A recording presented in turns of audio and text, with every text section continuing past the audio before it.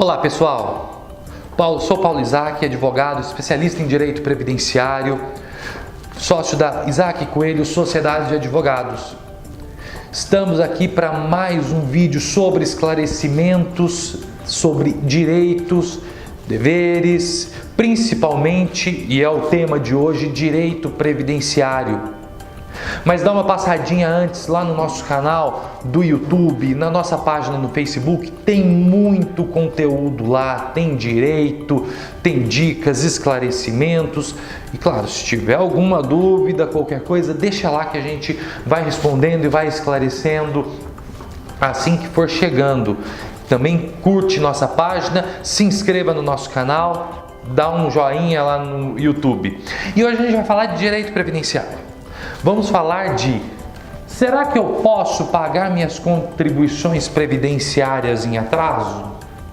É uma dúvida que é muito recorrente, principalmente para os autônomos, contribuinte individual, porque numa certa época da vida trabalhou, prestou serviço e não pagou INSS. E aí, na hora que está próximo da aposentadoria, vai faltar aquele tempinho. Primeiro, vamos lá. Contribuição em atraso, a gente tem que dar uma separada aí dos tipos de contribuinte ou de segurado da Previdência. Por quê? Existem o segurado empregado, que é aquele de carteira assinada, existe o contribuinte individual, que é o autônomo, o facultativo, que é o estudante, dona de casa, desempregado, existe o segurado especial, que é o trabalhador rural, e alguns outros, o trabalhador avulso. Mas para o tema do vídeo de hoje, da nossa dica de hoje, a gente vai focar no contribuinte individual. E primeiro, esclarecendo uma dúvida muito importante, que é o segurado empregado, aquele de carteira assinada.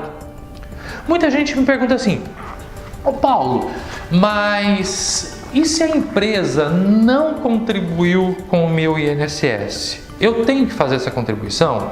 De modo nenhum, porque a obrigação de retenção e recolhimento não é do empregado, e sim do empregador. Aliás, vamos abrir um parênteses: se ele reteve e não repassou para a Previdência, é um crime previdenciário. Fecha parênteses. Então, basta para um eventual pedido de benefício que o trabalhador segurado empregado comprove o vínculo, que vai estar na carteira de trabalho, e a Previdência que tem por obrigação é ir atrás da empresa. Ok? Então, segurado empregado, trabalhador de carteira assinada, ele não tem obrigação de fazer o recolhimento, já é retida a parte dele na folha de pagamentos. Encerrou o assunto aí. Mas agora o contribuinte individual, que é o autônomo, a gente tem que separar também. Que existe o autônomo que presta serviço para a empresa e tem o autônomo que presta serviço por conta própria.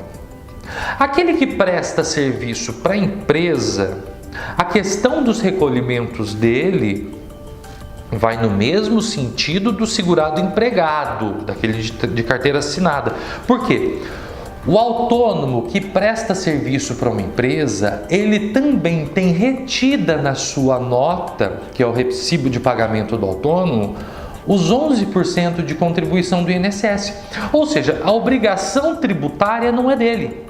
A obrigação tributária passa a ser da empresa, porque reteve e tem a obrigação de repassar para a Previdência. Então, nesse caso, no eventual pedido de benefício, basta que esse contribuinte individual, esse autônomo, comprove que prestou serviço para essa empresa de tal a tal período.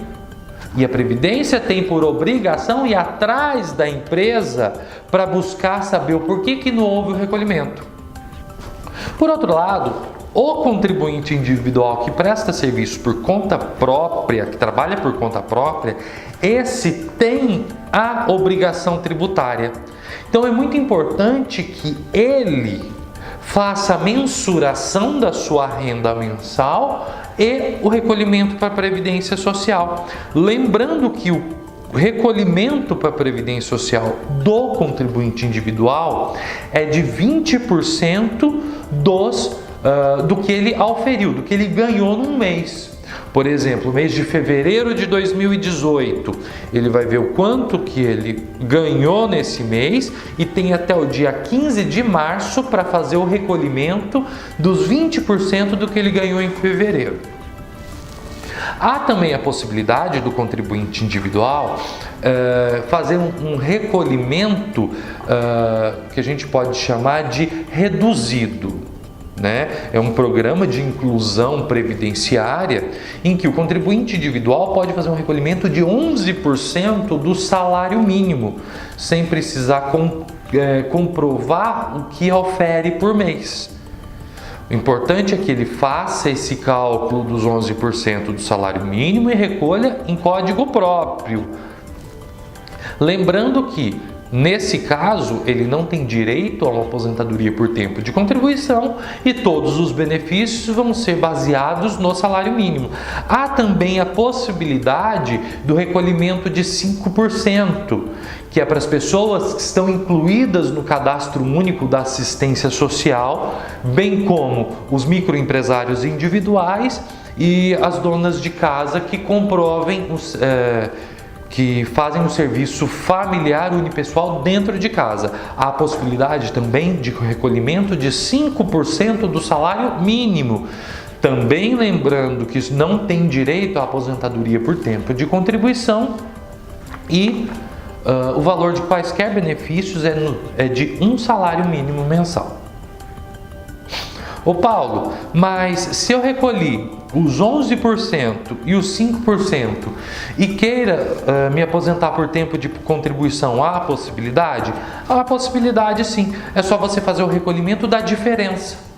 Então, no período em que você pagou 11%, você vai recolher os 9% da diferença com atualização monetária, juros e também, no caso de 5%, se recolheu 5%, vai recolher esses 15% para inteirar os 20%.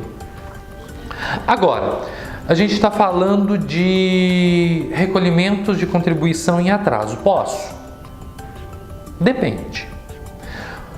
No caso do contribuinte individual, há a possibilidade de recolhimento das contribuições pretéritas somente se esse contribuinte individual comprovar o exercício da atividade remunerada. É o que eu falei no início desse vídeo. O autônomo, que prestou serviço ou que exerceu uma atividade remunerada, na época não fez o recolhimento e próximo da aposentadoria gostaria de fazer esse recolhimento até para completar o tempo de contribuição. Como eu disse, é possível contanto que comprove a atividade remunerada. Paulo, e como eu comprovo essa atividade remunerada? Vai depender da atividade que você exerceu. Por exemplo, você foi um pintor, um pedreiro, teve notas, fez salgadinho para fora, organizou festas, tem inscrição na prefeitura, teve imposto de renda. O importante independe, não tem como eu te falar um rol de documentos. Você tem que comprovar que exerceu atividade remunerada e qual foi a sua renda naqueles meses.